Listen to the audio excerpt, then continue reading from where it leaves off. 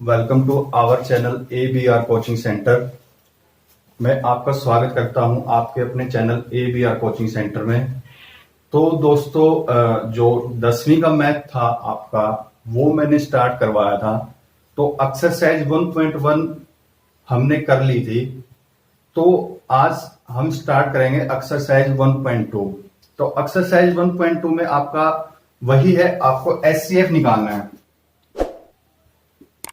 SCF क्या होता है आपका? हाईएस्ट, आपको सभी को पता है इसकी फुल फॉर्म क्या होती है, highest common factor. Highest common factor Hindi में क्या बोलते हैं इसको? महत्तम समापवर्तक। महत्तम समापवर्तक इसको हिंदी में बोलते हैं। तो इसमें एक्सरसाइज 1.1 में हमने किया था। एक्सरसाइज 1.1 में आपने वीडियो देखना जाके, जिन्होंने वीडियो नहीं देखी है एक्सरसाइज 1.1 की वीडियो जाके देखना। तो उसमें क्या है आपका, उसमें आपको SCF निकालना था। कौन सी मेथड से? यूक्लिड डिवीजन एलोगरिथम मेथड से। एलोगरिथम मेथड से यूक्लिड विभाजन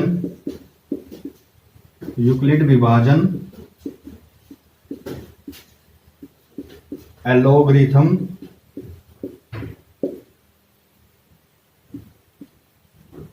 विधि। तो आपको जो एक्सरसाइज 1.1 की आप वीडियो देख सकते हैं। तो उसमें आपने क्या किया था कि उसमें हमने SCF निकाला था किस, कौन से मेथड से? यूक्लिड डिवीजन एलोगरिथम मेथड से या यूक्लिड विभाजन एलोगरिथम विधि से। एक्सरसाइज 1.2 में भी हम SCF निकाल लेंगे, लेकिन SCF कौन सी विधि से निकाल लेंगे?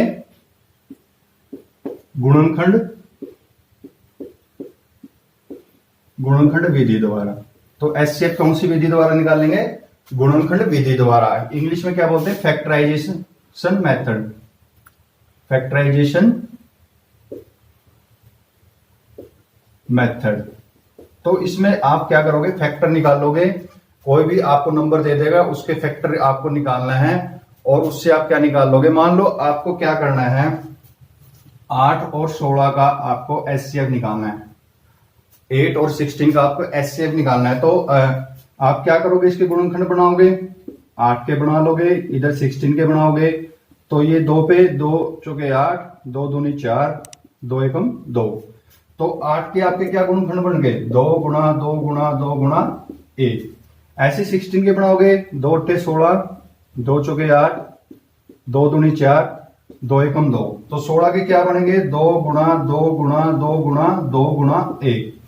तो हाईएस्ट कॉमन फैक्टर। तो common factor, highest common factor की कितने इसमें जो फैक्टर हैं, जो फैक्टर निकालने हैं हमने यहाँ, जो गुणनखंड निकालने हैं 8 के और 16 के, तो इनमें कॉमन ज्यादा से ज्यादा कितने कॉमन है?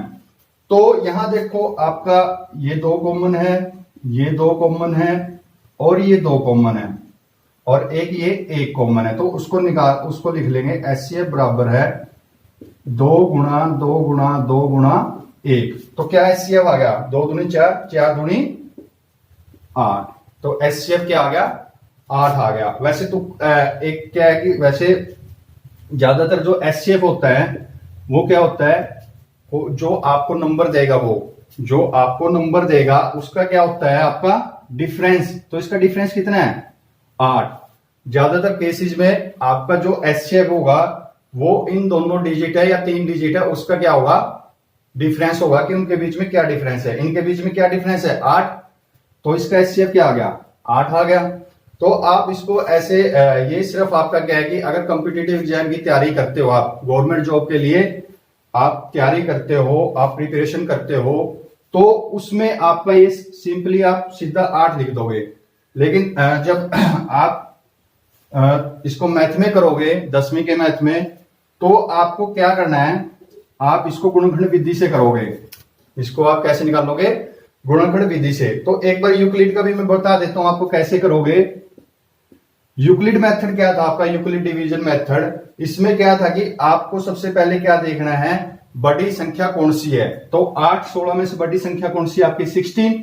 तो बड़ी संख्या को आपको छोटी संख्या से जब तक भाग देना है जब तक आपका जो रिमाइंडर है वो जीरो ना जाए, शेषफल जीरो ना जाए। तो इसको करेंगे 8 दूनी 16, तो 8 पे ही आपका क्या आ गया, जीरो आ गया रिमाइंडर। तो आपका एचसीएफ क्या हो गया यहाँ पे 8। तो ये यूक्लिड मेथड से था कि आपको सबसे पहले फर्स्ट स्टेप क्या आपको देखना कि बड़ी संख्या कौन सी है दोनों में से, फिर क्या करना है छोटी संख्या को बड़ी संख्या और छोटी संख्या से भाग देना है, और जब तक भाग देना है जब तक आपका रिमाइंडर क्या ना आ जाए, जीरो ना आ जाए। ठीक है, तो ये गुणनखंड विधि द्वारा फैक्टराइजेशन मेथड द्वारा हम एक्सरसाइज 1.2 में क्या करेंगे, क्वेश्चन करेंगे एक्सरसाइज 1.2 के। तो आइए स्टार्ट करते हैं। क्वेश्चन नंबर 1 क्या है, निम्नलिखित संख्याओं को अभाज्य गुणनखंड के रूप में व्यक्त कीजिए। अभाज्य गुणनखंड के रूप में व्यक्त कीजिए। तो सबसे पहले आपको पता होना चाहिए कि अभाज्य गुणनखंड होते क्या हैं। अभाज्य संख्या क्या होती है और एक होती है भाज्य संख्या। तो अभाज्य संख्या क्या होती है, जिसके सिर्फ दो ही गुणनखंड होते हैं। अभाज्य संख्या वह होती है जिसके सिर्फ दो ही गुणनखंड होते हैं। जैसे मान लो आपका 3 है, आपका 2 है, एक आपका अभाज्य संख्या नहीं है। एक अगर कॉम्पिटिटिव एग्जाम में कई बार गवर्नमेंट जॉब के लिए जो तैयारी कर रहे हैं उनसे पूछ लेते हैं कि एक आपकी अभाज्य संख्या है नहीं है, तो एक आपकी अभाज्य संख्या नहीं है, लेकिन आपकी 2 3 5 7। अब देखो गुणनखंड एक तो ये खुद ही है इसका, और एक क्या है, एक है। एक तो खुद यही हो गया और एक क्या हो गया, एक। ऐसे इसका, ऐसे इसका और ऐसे इसका। तो इसके क्या है, सिर्फ दो ही गुणनखंड है, दो ही फैक्टर हैं इसके। तो ये क्या है, जिसके सिर्फ दो ही फैक्टर हो या दो गुणनखंड हो वो क्या कहलाती है आपकी अभाज्य संख्याएं, प्राइम नंबर। प्राइम नंबर बोलते हैं इंग्लिश में अभाज्य संख्या को, प्राइम नंबर। अब आज दूसरा होता है इसके अपोजिट, भाज्य संख्याएं। भाज्य क्या होती है, जिसके दो से ज्यादा गुणनखंड होते हैं। जैसे आपका 4 है, 4 के गुणनखंड बनाते हो आप 2 गुणा 2 गुणा 1, 2 से विभाग होता है। 2 से 2 जब इसके गुणनखंड निकालते हैं 2 गुणा 2 करते हैं तो 1 2 3, तो 3 गुणनखंड हो गए। तो क्या है, भाज्य संख्या। ऐसी आपका 6 पे भी आपके 2 गुणा 3 गुणा 1, इसके भी 3 गुणनखंड हो गए आपके। तो ये भी क्या आपकी भाज्य संख्या है, ये भी आपकी भाज्य संख्या है। इसको इंग्लिश में बोलते हैं कंपोजिट नंबर। भाज्य संख्या बोलते हैं कंपोजिट नंबर। तो आपके प्राइम नंबर और कंपोजिट नंबर क्या होते हैं, प्राइम नंबर अभाज्य संख्याएं और कंपोजिट नंबर होते हैं आपकी भाज्य संख्याएं। तो स्टार्ट करते हैं, क्वेश्चन करते हैं। तो इसके गुणनखंड निकालने हमने, तो कैसे निकाल लेंगे गुणनखंड, गुणनखंड कैसे निकाल लेंगे आप इसके 140 के आपको गुणनखंड निकालने हैं। तो गुणनखंड के रूप में व्यक्त करना है, सिर्फ इसको ये नहीं है कि आपका एचसीएफ निकालना है, सिर्फ इसको गुणनखंड के रूप में लिखना है। तो इसके गुणनखंड निकाल लेंगे। भाज्य संख्या 2 पे जाएगा 70, फिर 2 पे जाएगा 35, 3 पे नहीं जाएगा, 5 पे जाएगा क्योंकि पीछे 5 इसके, 5 पे जाएगा, 5 7 35 और फिर 7 एकम 7।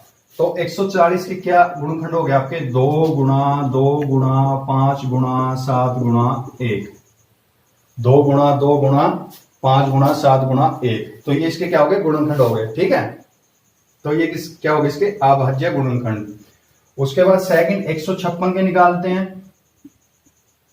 ये भी 2 पे जाएगा, 2 7 14 और 2 8 16, 2 पे फिर जाएगा, 2 3 6, 2 9 18, फिर ये 3 पे जाएगा क्योंकि इनका जोड़ करते हैं, जो 3 और 9 का 12 आता है। तो अगर जोड़ 3 से डिवाइड होता है तो वो संख्या भी क्या होगी, 3 से भाग होगी। तो 39 आपका 3 पे जाएगा 13 और फिर 13 को करेंगे 1। तो इसके गुणनखंड क्या बन गए आपके, 2 गुणा 2 गुणा 3 गुणा 13 गुणा 1। तो इसके क्या हो गए, ये गुणनखंड आपके बन गए। उसके बाद 3825 है आपका, इसको कैसे सोल्व करेंगे आप ये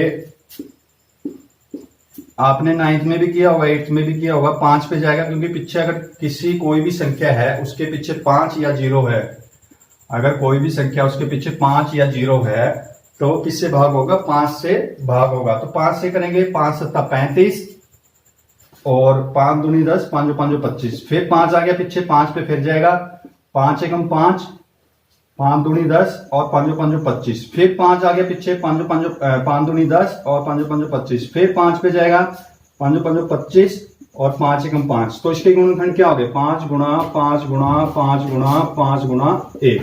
तो ये इसके गुणनखंड ऐसे आप निकाल लोगे, ऐसे 5005 के निकाल लोगे। इसके गुणनखंड निकालते हैं तो ये पीछे 5 है तो 5 पे जाएगा, 5 एकम 5 0 0 5 एकम 5।